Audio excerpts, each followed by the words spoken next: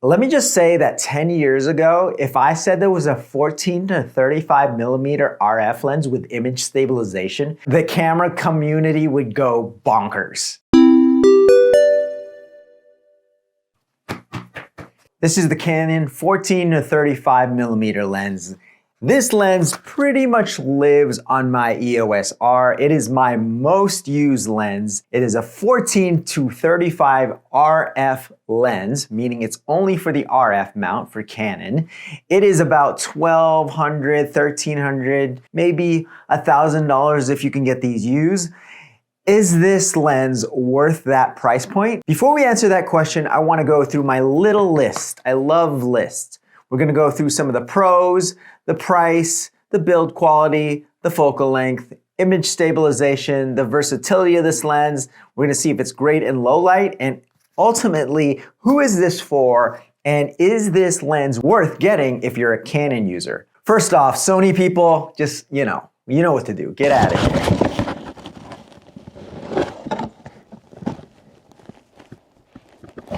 We don't want any of that. Let's talk about the pros right now. Price, yes, $1,300 is still expensive for most people, but this is an L lens, so that means it is in the professional line of lenses for Canon. $1,300 for a 14, which is super wide. We're at 14 right now, to like 35, which is a nice medium shot like this, so close, because essentially you have a really good range in my opinion, especially if you have a small space. My space here in my room is very small, so I can touch the lens and still get that wide look. Now it does distort the face a little bit. If you notice when we punch in, this is more closer to what the human eye looks like. So for the price point of $1,300, and you can get these used again for about $1,000, it is definitely worth the price point. Okay, price-wise on Canon's website, this thing goes for about $1,299.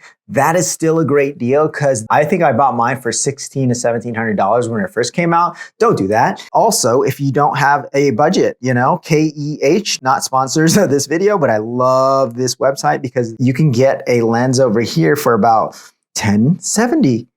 That's a pretty good deal actually, guys. The fact that this is an L lens for that price is really good. So that brings us to number 2, which is the build quality of this lens.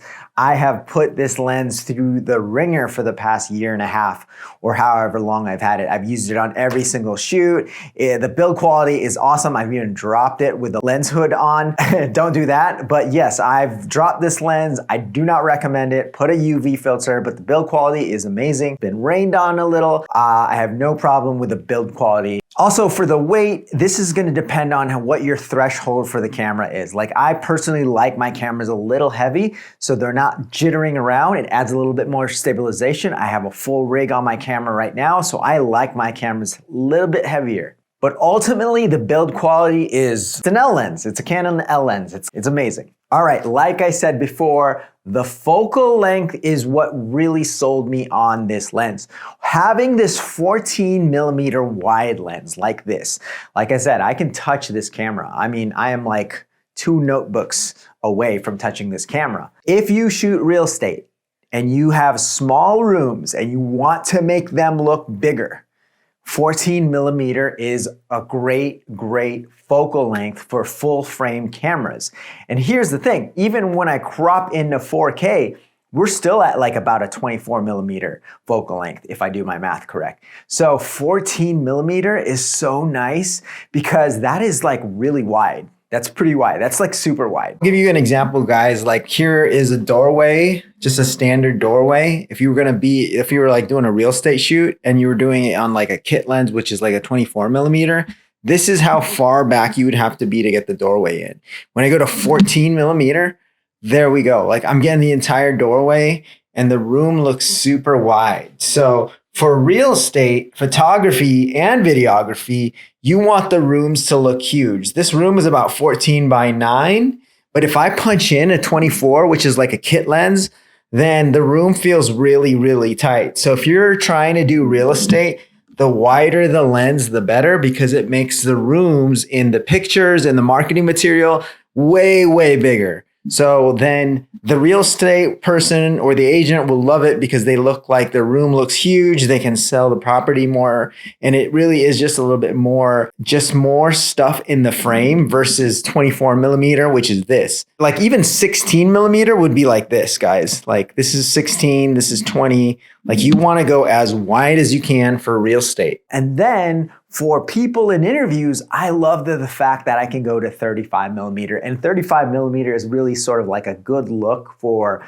talking heads, interviews. You look how amazing the face is rendered out. This is such a great look for just interviews. If you want to go interviews, you go 35. If you want to go super wide, you can get the environment.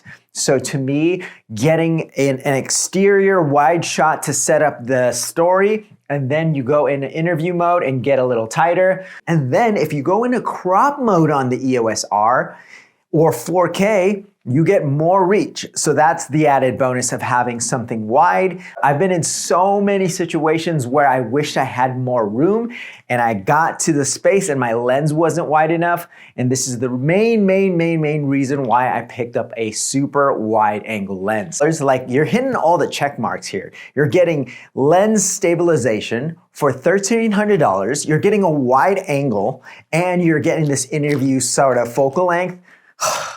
That's it. That's like a great combination. I love this lens so much. If you can't already tell, I love this lens. So the image stabilization is great because I can go handheld. I actually really love Canon's digital image stabilization. It doesn't have that weird warpy effect. Now, if you have the EOS R5 or R6, they're gonna have a little bit of that like wobble. I think they fixed that in most firmware updates, but it's still there because those cameras have in-body stabilization. I'm still using the EOS R and I just like the digital stabilization mixed with the in-lens stabilization of this 14 to 35.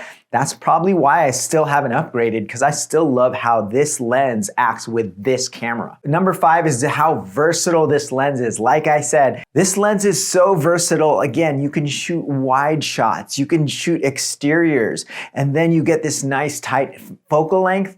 This is one of those things where it's like, there's just so many situations that you can use this lens for. Obviously, if you're trying to shoot something far away, this is not that lens. This is more so close proximity. There's so many things that you can use this lens for. Originally, when this lens came out, this was way more pricier than what it is now. So I think this is such a great lens for what it can offer you. I just think it's a versatile lens. Number 6, if you are a low light shooter, f4 may not work out for you. But if you're like me who likes to shoot in controlled lighting conditions or outside, I shoot outside as well, f4 is totally fine. You can still get background blur by just punching in and then separating the background from your subject. All right, so this is how the low light looks like in this lens.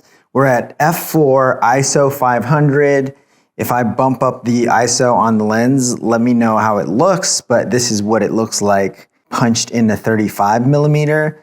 But again, like, look, you can see how much it is so good for real estate. Like, wide angle lenses are my favorite because you can just get so much room, and, you know, even with this macro capability, like, you can get all these cool close-ups.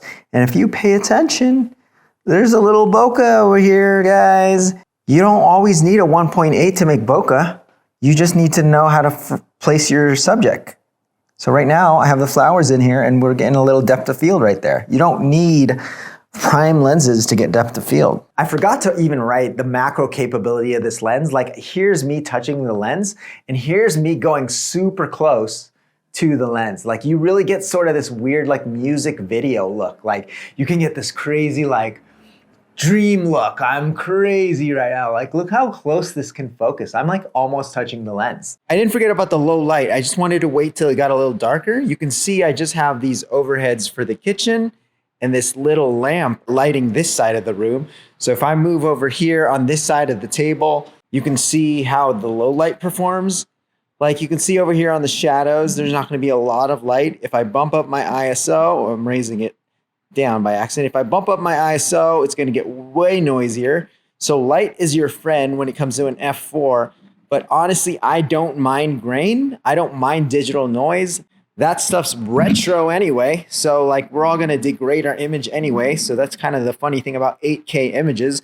We end up making it all like vintage at some point and making more noise. But I digress. This is how it looks low light. Let's go over there to this side of the house where there's literally just one light. And you can see, obviously, you're not going to be able to see anything over here. But as I come closer to the light, this is basically an example of one lamp, one light. We're at f4, 1000.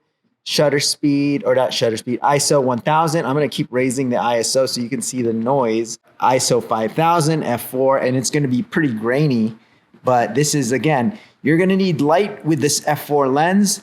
I was gonna do a pros and cons for this lens, but I don't really see a con for this lens at all. And so the question really is, who is this lens for? Should this be your first lens after your kit lens? I'm gonna say absolutely yes.